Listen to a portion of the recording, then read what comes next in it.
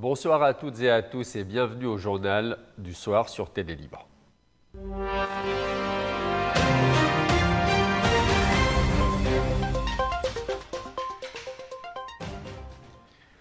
Le Vatican a annoncé le premier déplacement à l'étranger du pape Léon XIV.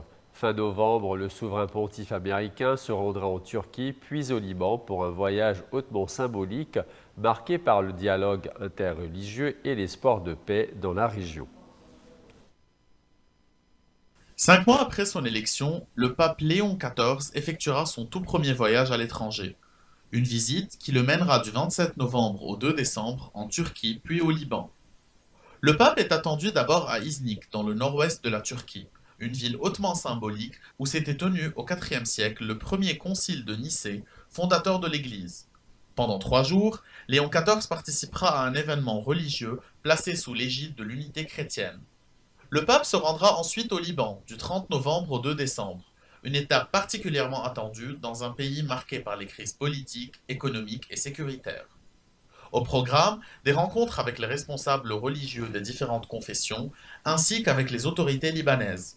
L'objectif, encourager le dialogue interreligieux et soutenir un peuple en proie aux difficultés quotidiennes. Le Liban a déjà accueilli 3 papes, dont Jean-Paul II en 1997 et Benoît XVI en 2012. La visite de Léon XIV s'inscrit dans cette continuité et portera un message de paix et d'espérance pour tout le Moyen-Orient.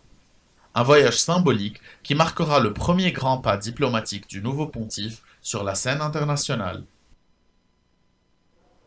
L'engagement indéfectible du Liban envers la paix a été rappelé par sa délégation permanente auprès de l'UNESCO, Hind Darwish.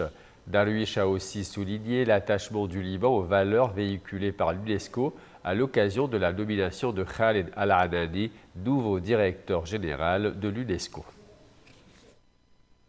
Le Liban se considère toujours lié par l'initiative arabe pour une paix juste et durable au Proche-Orient, lancée par l'Arabie Saoudite au sommet arabe de Beyrouth 2002, encore plus même à l'heure où 5 points situés dans le sud du Liban demeurent occupés. Pour nous relever après une crise économique et sociale sans précédent, une explosion dévastatrice qui a emporté une partie de la capitale et une terrible guerre, nous avons plus que jamais besoin du soutien de l'UNESCO et de ses membres. À ce titre, je tiens à remercier les États qui ont contribué au financement du sous-compte spécial dédié à la mise en œuvre du plan d'action de l'UNESCO ainsi qu'au fonds d'urgence pour la protection du patrimoine. J'appelle dans ce cadre l'ensemble des États membres afin qu'ils poursuivent leur soutien fondamental pour mon pays. Madame la Présidente, le Liban appelle avec insistance au respect du droit international et du droit international humanitaire ainsi qu'à l'application pleine et entière des résolutions pertinentes du Conseil de sécurité des Nations Unies au Liban comme dans l'ensemble du Moyen-Orient. Il est temps que la violence cesse. Il est temps pour une paix juste et durable. Je vous remercie. Un autre visage du Liban, culturel et intemporel, a été mis en lumière à l'occasion du jubilé du Sérail de Bravda. Ce monument historique et administratif majeur a célébré ses 250 ans d'existence. Une cérémonie officielle et culturelle a réuni responsables politiques, personnalités locales et habitants de la région autour d'un programme artistique et patrimonial retraçant l'histoire de ce lieu emblématique.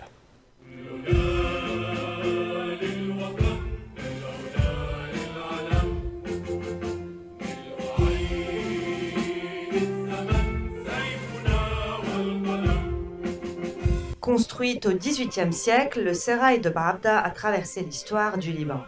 Ancienne résidence ottomane, puis siège administratif du mandat français, il est aujourd'hui un repère patrimonial qui continue d'abriter des institutions publiques. À l'occasion de ses 250 ans, une grande cérémonie a été organisée dans le cœur du Sérail.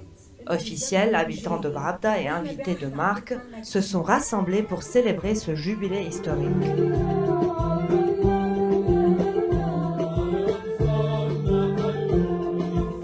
Au programme, un concert de chœur de Bravda, des projections d'images d'archives et un documentaire retraçant l'histoire du monument et son rôle dans la vie politique libanaise. Le Sérail n'est pas seulement un bâtiment. C'est une mémoire vivante qui relie les générations et rappelle l'importance de l'État et de ses institutions, affirment des personnes présentes.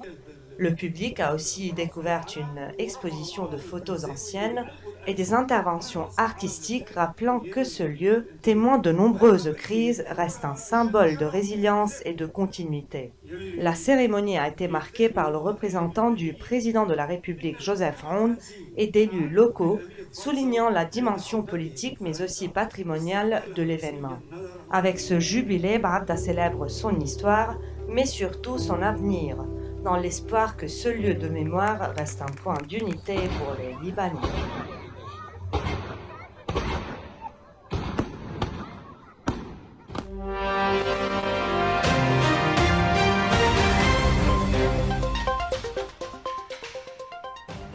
En Égypte, de délicates négociations indirectes ont commencé entre Israël et le Hamas pour tenter de mettre fin à 2 ans de guerre dans la bande de Gaza. Menée à Sharm el-Sheikh sous médiation égyptienne et qatari, elle s'appuie sur le plan de paix proposé par Donald Trump. Un processus complexe alors que les bombardements israéliens se poursuivent dans l'enclave palestinienne. Alors qu'Israël commémore le 2e anniversaire du 7 octobre, le jour le plus meurtrier de son histoire, des négociations indirectes entre le Hamas et le gouvernement israélien font poindre l'espoir d'une libération des otages à Gaza et d'une fin de la guerre ayant dévasté ce territoire. Sous haute surveillance en Égypte, les négociations indirectes entre Israël et le Hamas se sont ouvertes dans la station balnéaire de Sharm el-Sheikh. Objectif, parvenir à un cessez-le-feu et à un échange d'otages contre des prisonniers palestiniens. Selon la télévision publique égyptienne Al-Qahira News, la première série de discussions s'est tenue dans une atmosphère positive. Les médiateurs égyptiens et qataris travaillent à définir un mécanisme d'échange global. Le président américain Donald Trump, initiateur du plan en 20 points qui sert de base aux pourparlers, affirme que le Hamas est prêt à faire des compromis. Nous allons avoir un accord sur Gaza, j'en suis sûr, a-t-il lancé. Pour sa part, le secrétaire général de l'ONU, Antonio Guterres, a appelé à la fin immédiate des hostilités à Gaza, en Israël et dans la région et à la libération sans délai des otages détenus par le Hamas à l'occasion du 2e anniversaire de l'attaque du 7 octobre 2023. Mais sur le terrain, la guerre continue. La défense civile de Gaza a signalé 2 nouvelles frappes lundi à Gazaville et à Khan Younes, causant la mort de 2 Palestiniens. Israël, qui contrôle aujourd'hui environ 75% de la bande de Gaza, prévient. En cas d'échec des négociations, les opérations militaires reprendront. 2 ans après l'attaque du 7 octobre 2023, qui a fait plus de 1200 morts côté israélien et entraîné la prise de 251 otages, dont 47 sont encore détenus, les familles réclament une issue rapide. À Gaza, l'offensive de représailles a causé plus de 67 000 morts selon les chiffres du ministère de la Santé publique du Hamas, confirmés par l'ONU. L'organisation internationale parle de famine et accuse Israël de génocide, ce que rejette Israël. À Sharm el-Sheikh, les médiateurs espèrent briser l'impasse, mais la question clé, le désarmement du Hamas, reste pour l'instant sans réponse. Un obstacle majeur qui pourrait décider de l'avenir de Gaza et de la réussite ou de l'échec de ces négociations.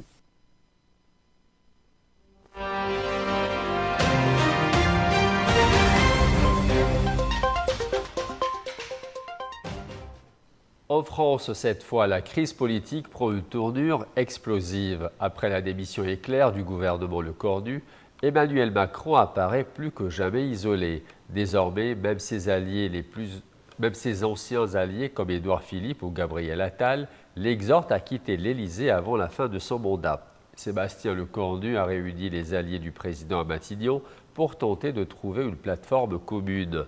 Y participaient Édouard Philippe, mais aussi les présidents des 2 chambres, Yaël Braun-Pivet et Gérard Larcher. Pendant ce temps, la gauche reste divisée. Les socialistes, les communistes et les écologistes appellent à un changement de cap, mais peinent à s'unir, notamment autour de la France insoumise.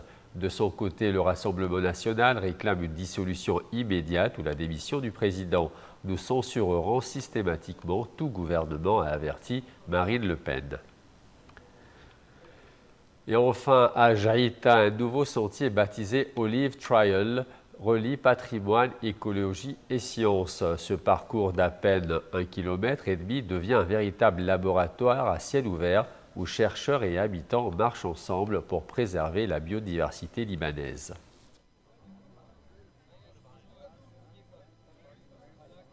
À Jaïta, au cœur du mont Liban, un nouveau souffle anime les collines. Entre les oliviers centenaires et les roches calcaires, un sentier tout juste inauguré attire les curieux, le Olive Trail. Un parcours d'à peine 1,3 km, mais riche de sens, où se rencontrent patrimoine, écologie et sciences participatives. Conçu par l'ONG Lebanese Wildlife en collaboration avec Wolves of Lebanon et la municipalité de Jaïta, ce chemin relie l'église Sayyidat el-Najat à la grotte de Jaïta, l'un des trésors géologiques les plus célèbres du Liban. Mais ici, la randonnée se transforme en laboratoire à ciel ouvert. C'est vraiment important pour la nature parce qu'on voit quand même pas mal de la biodiversité et en fait au niveau écologique, on a quand même pas mal d'espèces sauvages qu'on peut retrouver comme les hyènes, les loups. On avait aussi des porte-épics, il y avait aussi des chacals.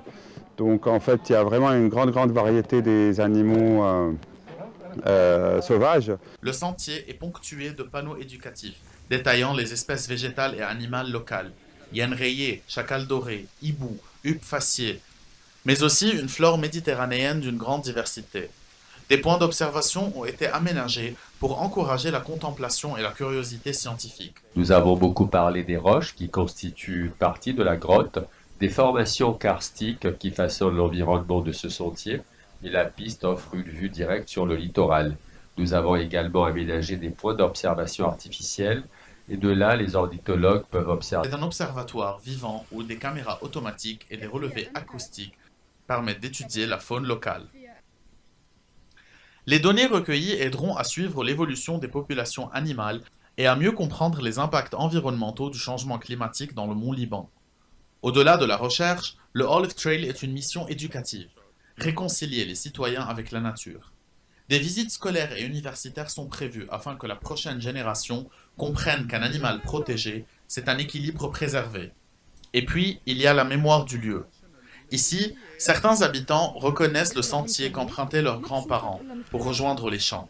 Pour l'évaluation de la faune, nous avons utilisé des pièges photographiques nous permettant de photographier les grands mammifères et certains oiseaux qui se déplacent dans les environs. Nous avons aussi pu enregistrer les chants des oiseaux pour identifier leur espèce. En plus de cela, nous avons parcouru le sentier pour photographier les animaux présents, y compris des espèces très importantes qui s'y trouvent. En le rouvrant au public, Jaïta renoue avec son passé en écrivant une nouvelle page, celle d'un tourisme lent, respectueux et profondément ancré dans la science du vivant. Un sentier, 1000 histoires. Le Olive Trail n'est pas qu'une marche, c'est une rencontre entre l'humain, la nature et la connaissance. À Jaïta, la science se vit au rythme des pas.